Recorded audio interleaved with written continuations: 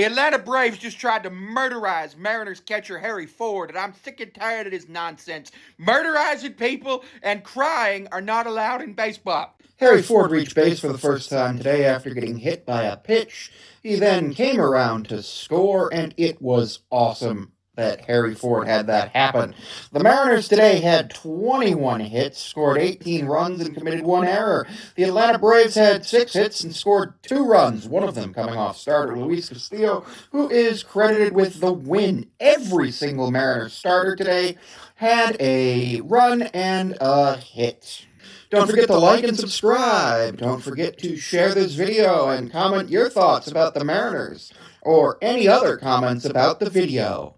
The game was actually so lopsided that the Mariners were able to take and put in every single one of their bench players, and they did end up facing a position player. Let's just go over the scoring for a minute. Top of the second, Mitch Garver hits his 7th career triple on a sharp fly ball to center field to score Josh Naylor. Top of the third, Julio doubles to score Victor Robles and Randy Arozarena and Cal Raleigh, a 3-run bases-clearing triple with the bases loaded, nobody out. Jorge Polanco homers, scores himself and Julio Rodriguez. 6-0 Mariners. At that point, Josh Naylor homers on a fly ball to right center field. 7-0. Randy Arozarena singles to score Mitch Garver and J.P. Crawford. 9-0. Top of the fourth, Jorge Polanco out on a sac fly. 10-0. Bottom of the fourth, Jurickson Profar hits his 13th homer. Remember, Jurickson Profar missed 80 games with a suspension this year for performance-enhancing drugs. Top of the sixth, Eugenio Suarez hits his 44th home run, 11-1. Top of the ninth, wild pitch by Ronnie Munoz. Luke Raley scores.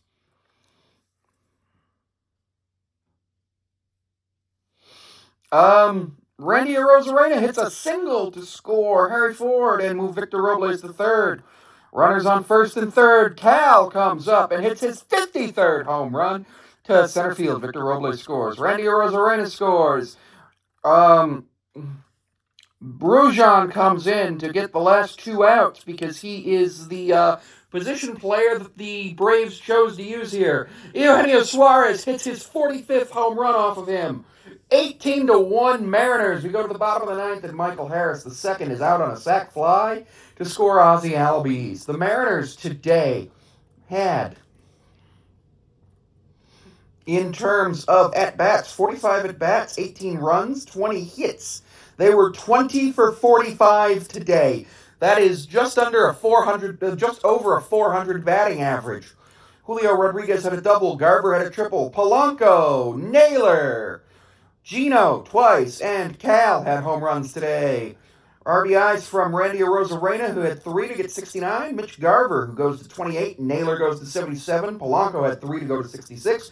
Cal had 3 to go to 113. Julio had 3 to go to 89. And Gino had 3 to go to 109. The team was 8 for 14 with runners in scoring position, which is greater than 500, so really good.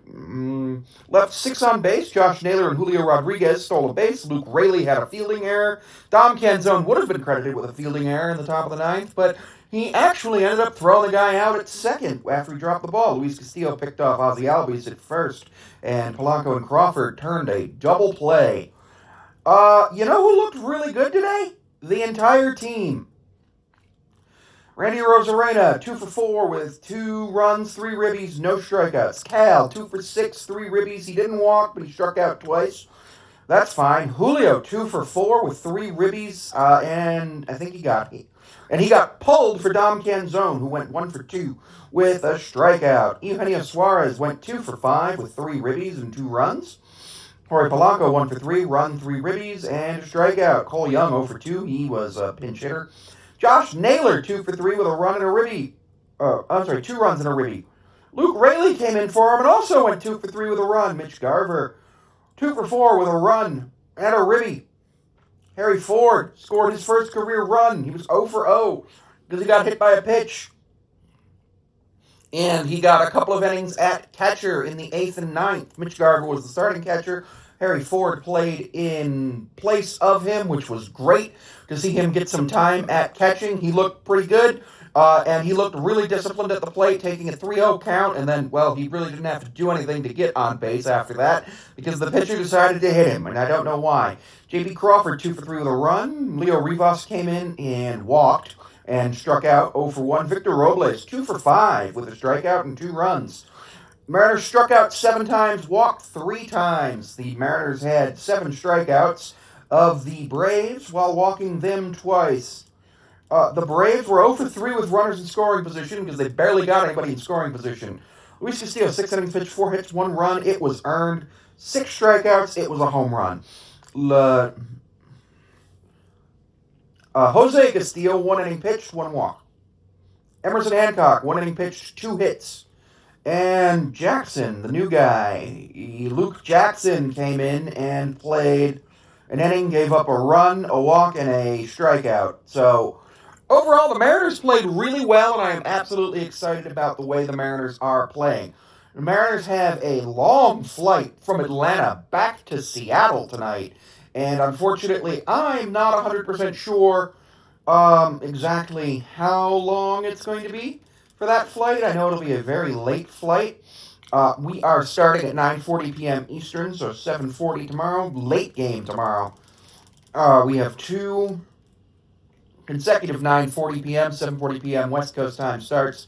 So I am incredibly excited to see how the Mariners have done, and we will of course go ahead and hope that the Mariners are able to continue this momentum. Leo Rivas having come up and played pretty well. Harry Ford's playing well. Harry Ford is not playoff eligible because he was not added to the 40-man roster until the first. But Mitch Garver and Cal Raleigh in the home run or in the playoffs would be great. Mariners looking to gain ground on Houston, who is playing Texas. It's complicated for that because Texas is also only 2 games behind us. We're at 1.5 games behind us for the final wild card spot right now. So lots going on there. Overall, Mariners offense was great. Mariners pitching was great. Mariners base running was good. The Mariners could have let up, but you play the game to win the game, and you win the game by scoring more runs than your opponent. So, yes, the unwritten rules say that the Mariners should have let up in the 9th inning, but Cal wants 60, and he's back on pace for 60. He also, with 53, is 1 away from tying Mickey Mantle for the most home runs by a switch hitter in big league history, and is 3 away from tying Ken Griffey Jr. for most home runs in Mariners single-season history.